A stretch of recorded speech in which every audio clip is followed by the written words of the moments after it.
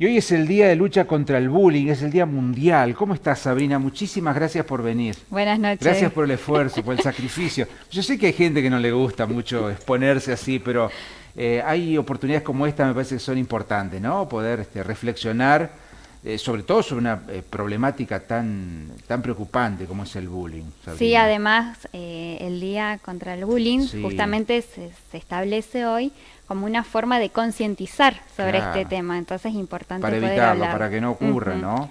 Para prevenirlo, Para que es lo prevenirlo. esencial, digamos, porque una vez que esté instaurado ya Sí. es trabajar sobre un daño, digamos, pero la Mm. prevención es la clave. ¿Y qué es el bullying, Sabrina? Y ¿Cómo lo el, podemos identificar? Se llama bullying o acoso escolar, digamos, es este hostigamiento, humillación, agresión, maltrato que pueda haber para otra persona, digamos. Y es algo que se establece también de manera intencional, sistemática y reiterada. O sea, que es algo que sucede muchas veces en un plazo de tiempo bastante largo, que la persona que lo recibe, digamos, a estas agresiones lo sufre muchísimo. Lo sufre, siente culpa también, porque a veces uno piensa que, bueno, tengo algo, por así decirlo, que hacen que se burlen, se rían de mí, me hagan este tipo de jodas, y en realidad no es así, digamos, es algo que no está, que no debe suceder y que no se debe naturalizar tampoco. Ujú. ¿Y por qué ocurre esto? ¿Cuál es el motivo? Y muchas cosas, digamos.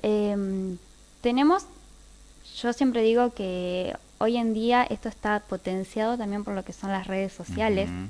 Se hablan un tipo justamente de bullying, es el ciberbullying, digamos, esto, la agresión que se da hacia otro, pues ya sean publicaciones, hoy en día está de moda, y lo pongo entre comillas porque no está bueno, esto de hacer stickers, de mandarse Ujú. entre adolescentes, riéndose de un compañero, riéndose de otra persona. Y los chicos lo ven como una joda, como una diversión, que en realidad no es así, porque a la persona que está dirigida lo sufre Mm. y muchísimo. Entonces, una de las intervenciones de un adulto, de un docente en la escuela, es justamente desnaturalizar esto, poder hablar con los chicos para que no lo tomen como algo cotidiano, que bueno, es común reírse de tal compañero, total es mi amigo, total a él no le molesta, te dicen, pero en realidad no sabemos qué es para el otro una joda y qué no lo es, digamos, no, hay que aprender ahí cuál es el límite. ¿Y qué hace? ¿Ponen el acento en los defectos o en aquellas cuestiones que lo diferencian del resto seguramente, Sí, ¿no? es Porque es eso. petizo, porque es gordo, porque es flaco, porque es alto, porque es calvo, por cualquier cosa, Por lo ¿no? que fuese, siempre se encuentra un motivo, Ujú. digamos, para reírse del otro. Y por lo general son personas también que les cuesta mucho defenderse de esto, Claro. eh, o no tienen las herramientas necesarias, o no son escuchados en su momento por las personas, los adultos que lo tienen que escuchar. Entonces se vuelve esto de lo sistemático, digamos. Se establece que, bueno, no vamos a reír de tal persona. Y eso es lo duro, digamos, de pensar cómo se naturaliza las burlas y las risas hacia un compañero o hacia una persona. Claro, porque la víctima queda sola e indefensa y muchas Sí, veces el agresor, digámoslo de esa manera, sí, termina siendo un agresor, ¿no? sí, Cuenta con un montón de cómplices que lo acompañan en esa sí. situación. Que justamente una de los tipos, digamos, que puede haber de bullying es esto, el social. Esto que yo busco, el agresor busca tener aliados para reírnos de tal persona. Y como vos decís, la persona que recibe estas burlas, estos tratos, se va quedando cada vez más sola y se va aislando. ¿Por qué? Por vergüenza también, porque es un tema que hay chicos que les cuesta hablar de eso. Claro, y no se animan muchas veces a contarle a sus padres también. Exactamente, porque vos ponete a pensar, es algo que es constante y pueden ser cosas muy pequeñas. Ejemplo, en la escuela yo le agarro la cartuchera a mi compañero y se la escondo, digamos. Y eso que se repite todos los días y uno dice, no me puedo ir a quejar porque me sacaron la cartuchera. Y en realidad sí, porque al ser reiterativo ya es algo molesto y es algo que cansa y que agota. Y entonces la persona hacia las que van estas burlas se va encerrando, se va aislando, va dejando de hablar. Les da vergüenza esto de decirle a un docente, contarle a su familia o contarle a otro compañero, porque sigue recibiendo burlas, ay, no te puedes quejar de eso, y así un montón de cosas. Entonces, son como muchas situaciones que esa misma persona se confunde a sí mismo porque no sabe si está bien estar mal o qué puede hacer en esta Claro. situación.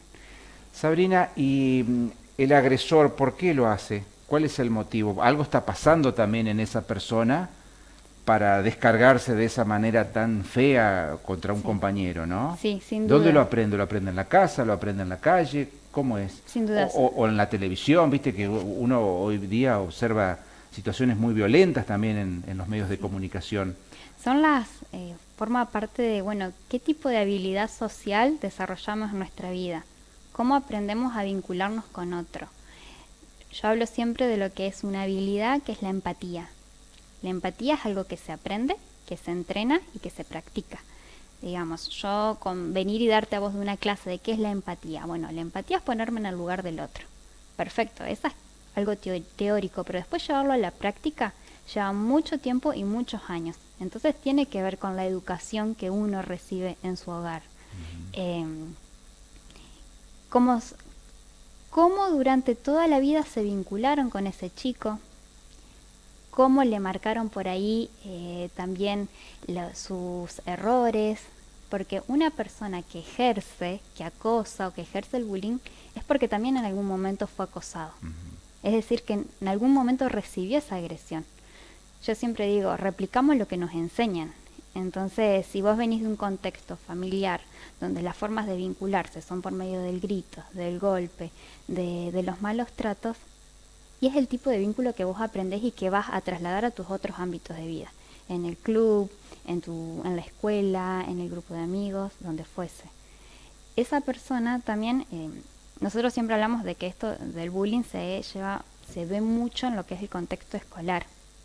Y al trabajar con menores de edad, uno también tiene que poner el foco en las dos personas, en quien acosa y en quien es acosado, porque las dos personas son totalmente víctimas de un sistema, de algo que falló, digamos. Pero sí, hay que estar presente con los dos indicadores, porque son dos personas que sufren también, porque son dos tipos de personas que una se vincula por medio de la agresión y otra no sabe para dónde salir corriendo pidiendo ayuda. Es muy importante el trabajo de los docentes entonces, ¿no? Que quizá observan directamente la situación que está ocurriendo, pero también habrá señales de alerta en aquellas personas que sufren del bullying, ¿no? Sí, hay muchos indicadores que uno, así como adulto, como padre uno o como puede observar, docente, por puede ejemplo, ver. Por ejemplo, prestar atención si vemos que hay un cambio en el rendimiento académico del chico. Si vos ves que es un alumno que siempre le iba muy bien y que por ahí ves que su rendimiento bajó, ves que por ahí falta más a la escuela, porque una de las reacciones que aparece es que este chico no quiere ir a la escuela, claro, o que falta mucho. Entonces esos son indicadores de alarma. Uno en casa como padre puede ver, por ejemplo, si hay cambios en la alimentación, si se ve alterado lo que es el sueño del chico. Hay chicos que a veces no pueden dormir o tienen muchas pesadillas o descansan mal. Capaz que se acostaron re temprano, pero pasaron toda la noche sin dormir y al otro día les cuesta mucho concentrarse. Uno también ve de que por ahí se retraen mucho, se encierran, pasan mucho tiempo en su dormitorio o con el teléfono, con la computadora. Y todo eso son indicadores que tienen que llamarnos la atención. Episodios de llanto también, y también de irritabilidad. Vemos cambios así abruptos en la conducta, digamos. Si vos conoces a tu hijo y ves que de repente lo notas como muy irritable o muy ansioso o que habla menos que de costumbre, también son indicadores de que algo hay, digamos, algo pasa. depresión, ¿no? Sí, sí, pues esto de pasar mucho tiempo acostado, de perder la motivación, de perder las ganas de hacer actividades. Claro. Lo mismo de, por ejemplo, ir al club. Alguien que lleva adelante hace deportes y de repente, bueno, no quiero ir más, bueno, ¿qué pasó? Uno se tiene que preguntar. ¿Y también existe el bullying desde una persona mayor hacia una persona menor? Y eso ya es más... O o siempre estamos hablando más de agresión, digamos. Claro. Ya es otra situación de dominio, ya estamos hablando de adultos Ujú. que ejercen violencia, digamos, hacia menores. Claro. El bullying es pensado esto dentro del contexto Escolar. escolar, digamos, Ujú. puede ser adolescentes, puede ser niños. ¿Y Sí. cómo es el tratamiento, Sabrina? Y ahí sí hay que evaluar primeramente el caso, digamos. Por lo general, una persona sobre quien han ejercido bullying o este tipo de acoso, lo que se genera es una disminución de su autoestima. Uno deja de autoestima y autoeficacia. La autoeficacia es la confianza que yo tengo en lo que hago, ¿viste? Entonces es importante trabajar en eso, que la persona vuelva a confiar en él, vuelva a creer que es capaz de hacer cosas, vuelva a tener la motivación también, que a veces uno la pierde, la motivación de estudiar, porque uno dice, ¿para qué voy a estudiar? Como que dejan de perder sentido Y a muchas veces es cosas. necesario tomar una determinación o cambiar al chico de escuela, por ejemplo. En casos ¿No es cierto? extremos, sí, en casos extremos hay chicos que piden esto, digamos, que no soportan, digamos, Claro. continuar viendo a determinados compañeros y piden el cambio de escuela. Obviamente que esto es muy importante, por eso tener un ojo muy fino para detectarlo antes, digamos, ver estos signos de alarma, que si un padre lo ve en su casa, de que se pueda acercar por ahí a la escuela para hablarlo y tratar de trabajar en conjunto, porque esto es un trabajo en conjunto. Es un trabajo en conjunto con la familia, con la escuela, con los padres de los demás chicos, no solamente del acosador y del acosado, sino también del curso Claro, en su eso te totalidad. iba a decir, pues, ¿qué hacemos con el chico que ejerce violencia? Porque siempre va a encontrar una víctima. Totalmente. Entonces, ¿cómo abordamos Y ahí, a la persona que ejerce violencia? Y ahí también es importante esto de trabajar y de abordarlo también a nivel familiar, Claro. para que se vea como que es un problema, es algo que es necesario tratar, y puede ser justamente de un abordaje psicológico, de un acompañamiento de la familia, en la misma escuela, de trabajar el vínculo con los chicos, de crear este sentido de pertenencia dentro del grupo, de que se vuelvan a sentir que son parte del grupo.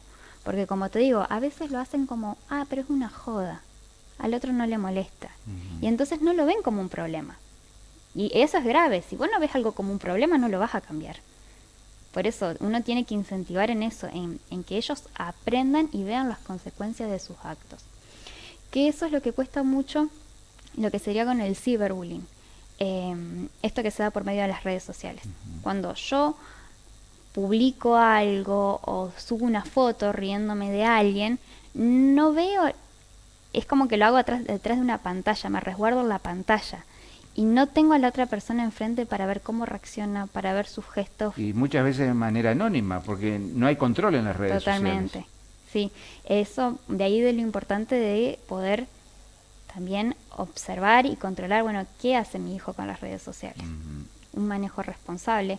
Uno a veces cuando el chico llega a la adolescencia dice, bueno, ya son grandes. Empezar la secundaria, bueno, ya es grande, que se maneje solo.